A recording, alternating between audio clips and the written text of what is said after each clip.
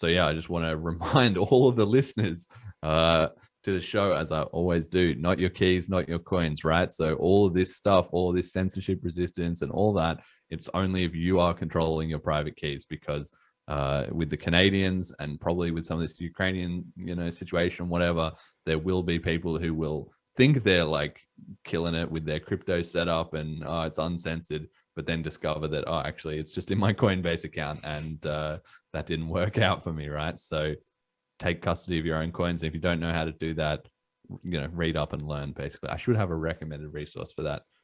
But yeah. Just as like a quick, my own little fact check there. So there's 3 countries holding on to keep Russia onto SWIFT.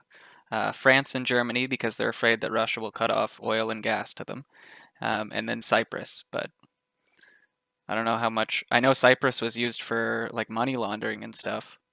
I don't know how much volume goes through Cyprus though. Cyprus has had a bit of a history with crypto, because Cyprus was also in 2014 the infamous Neo and B scam went down in Cyprus, where there was a guy called Danny Brewster, and he was running. I don't know how you describe it, but do you remember this whole saga?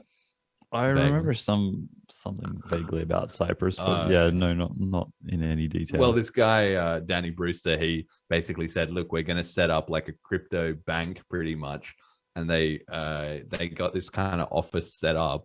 And there was a picture, I don't know if I'll have to try and find that picture or something, but it was super cool, of like this building where they had the Bitcoin logo on kind of like a banner out the front, and then they also had the building kind of lit up with some nice lights and everything, and it almost looked like the sort of cathedral of crypto that he had set up there. And it was at a time after there had been haircuts and bank runs going on in Cyprus, so the population was already very hyper aware of all this stuff.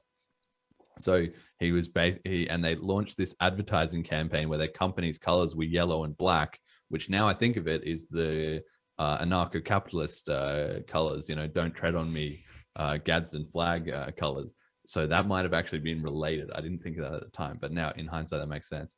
And they had this whole advertising campaign about who is Neo.